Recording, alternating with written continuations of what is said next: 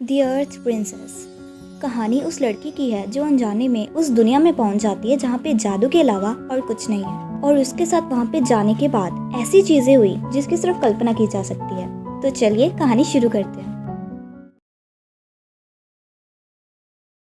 कहानी वानी नाम की एक लड़की की है। उसे प्यार से जुड़ी हुई कहानियाँ, नॉवेल्स, बुक्स, सीरियल्स, ड्रामे देखना बहुत पसंद है। हालांकि उसे प्यार से जुड़ी हुई कहानियाँ देखने का बहुत शौक है, लेकिन ऐसी कहानियों का असल जिंदगी में कोई अस्तित्व नहीं है। इस बात पे उसे हैरानी नहीं है, क्योंकि वो जानती है कि काल्पनिक कहानियों का असल जिंदगी में कोई अस्तित्व नहीं है। वो एक 20 साल की लड़की है और अपनी जिंदगी को अपने तरीके से और खुशी से कैसे जीना है वो बखूबी जानती है। शहर में अकेली अपने अपार्टमेंट में रहती है। उसे लिखने का बहुत शौक है और इसी शौक के चलते वो एक जानी मानी राइटर भी है। उसकी कहानियाँ प्यार पे आधारित होती हैं और लोगों को वो काफ़ी पसंद भी आती हैं। औरों के साथ अच्छे से बिहेव करना और हर व्यक्ति को इज्जत देना वो बखूबी जानती है। वो रिस्पॉन्सिबल तो है बट थोड़ी सी क्लमजी, हार्ड वर्किंग तो है बट थोड़ी सी लेजी, स्मार्ट तो है बट थोड़ी सी इनोसेंट, ब्रेव तो है बट कई चीज़ें करने से डरती है। सुबह उठना, वर्क प्लेस पे जाना, दोस्तों के साथ हंसी मजाक करना, काम करना, घर वापस आना, खाना खाना, सो जाना, उसकी ज़िंदगी कुछ ऐसी ही है। आम लोगों की तरह वो भी अपनी ज़िंदगी हंसी खुशी जी रही है, लेकिन किस्मत को ये मंजूर नहीं है। हर लड़की चाहती है कि उसको उसके सपने का राजकुमार प्रिंस चार्मिंग मिले, चाहे वो घोड़े पे आए या गाड़ी में। किस्मत हर किसी का ये सपना पूरा करती है, लेकिन उसका सपना कुछ इस तरह से पूरा होगा कभी सोचा नहीं था। कहानी में बहुत जल्द उसका बर्थडे आने वाला है, जहाँ पे वो 20 से 21 साल की होने वाली है। लेकिन कौन जानता था कि इस बर्थडे पे उसकी ज़िंदगी कुछ इस तरह से बदलेगी जो वो कभी सोच भी नहीं सकती थी, या फिर जिसकी कल्पना सिर्फ कहानियों में की जा सकती है। अपने बर्थडे के लिए वो बहुत एक्साइटेड थी और जल्द ही वो दिन भी आ गया। सुबह उसने अपनी आंखें खोली और सबसे पहले खुद को शीशे में देखा और कहा, हैप्पी बर्थडे वानी। जब वो वर्क प्लेस पे गई तो उसके सभी दोस्तों ने उसको उसकी बर्थडे की विशेस और ब्लेसिंग्स दी।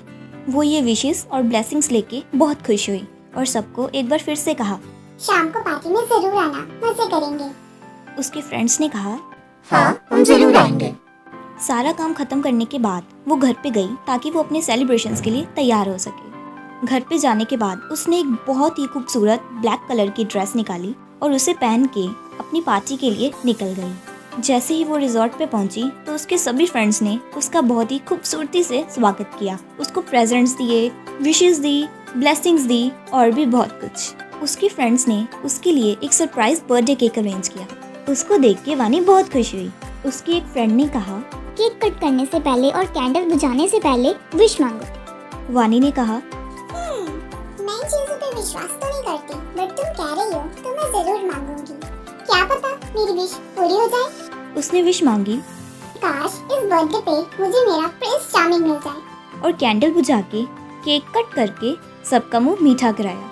फोटोज क्लिक की, गेम्स खेली, वीडियोस बनाई, मस्ती मजाक किया और बहुत ही खूबसूरती से बर्थडे सेलिब्रेट किया। किस्मत कब किसके साथ क्या करेगी ये किस्मत के अलावा और कोई नहीं जानता। पार्टी खत्म होने के बाद सब अपने घर के लिए निकल गए। वानी जब अपने घर के लिए निकलने वाली थी तो उससे पहले उसने अपने सभी दोस्तों को एक बार शुक्रिया किया उसके बर्थडे को इतना मज़ेदार बनाने के लिए। वानी गाड़ी में बैठी और अपने घर के लिए निकल गई और दूसरी ओर उसकी किस्मत उसका इंतज़ार कर रही थी। वानी मज़े से अपने घर के लिए जा रही थी, लेकिन रास्ते में अचानक उसकी गाड़ी एक अनजान जगह पे जाके रुक जाती है। वानी थोड़ा परेशान हो जाती है। वो गाड़ी से बाहर निकलती है और अपनी गाड़ी को चेक करती है और उसे पता चलता है कि उसकी गाड़ी का टायर पंचर हो चुका है। आसपास कोई था भी नहीं जो उसकी मदद कर सके। वो जगह भी काफ़ी सुनसान होती है, थोड़ी डरावनी भी। ऐसी अनजान और सुनसान जगह को देख के वानी थोड़ा घबरा जाती है। वो सोचती है कि वो फ़ोन से किसी को कॉल करके अपनी मदद के लिए बुलाए, लेकिन नेटवर्क कहीं से भी नहीं आ रहा होता। अब वो सोच में पड़ जाती है कि अब वो करे क्या। जगह भी काफ़ी सुनसान थी और आसपास कोई था भी नहीं जो उसकी मदद कर सके। वो सोचती है, खड़े खड़े तो कुछ नहीं होने वाला, चलो आगे चल के देखती हूँ, क्या पता कोई मदद मिल जाए। ये कह के वो आगे बढ़ती है। थोड़ी सी दूर निकलने के बाद अचानक से उसको सड़क के दाईं ओर से कोई चमकती हुई चीज़ का एहसास होता है। वो थोड़ा घबरा जाती है। लेकिन सिचुएशन से भागने की जगह वो उसका सामना करना सही समझती है। धीरे धीरे वो अपनी दाईं ओर देखती है और उसे ये पता चलता है कि एक बड़ा सा टूटा फूटा डस्ट से भरा हुआ गंदा सा शीशा पेड़ के सामने रखा हुआ है। वो उस शीशे के पास जाती है और सोचती है, इतनी अनजान और सुनसान जगह पे ये बड़ा सा शीशा किसने रख दिया? लगता है ऐसे किसी ने रख दिया। उस शीशे को वो अपनी उंगली से टच करती है और वहाँ से जाने ही लगती होती है कि अचानक से वो गंदा सा टूटा हुआ डस्ट से भरा हुआ शीशा उसकी आंखों के सामने एक खूबसूरत से शीशे में बदलना शुरू हो जाता है। उसके आसपास कॉर्नर्स में बटरफ्लाइज और फायरफ्लाइज उड़ना शुरू हो जाते हैं। देखते ही देखते वो गंदा सा टूटा हुआ डस्ट से भरा हुआ मिरर एक खूबसूरत मिरर में बदल जाता है। वो ये देख के हैरान रह जाती है क्योंकि ये सब चीज़ें उसकी आंखों के सामने हो रही होती है। वो ये सोचती है कि कैसे ये टूटा हुआ मिरर इतने खूबसूरत मिरर में बदल गया और बटरफ्लाइज और फायरफ्लाइज उसके आसपास उड़ना शुरू हो गए। शुरू में तो उसको लगता है ये कोई सपना है, लेकिन जब वो अपने आप को पिंच करती है तो उसे पता चलता है कि हाँ, ये सपना नहीं, रियलिटी है।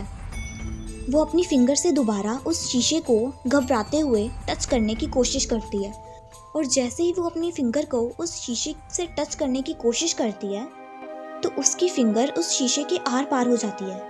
वो जल्दी से अपनी फिंगर पीछे कर लेती है और वो घबरा जाती है कि उसके साथ आखिर हो क्या रहा है।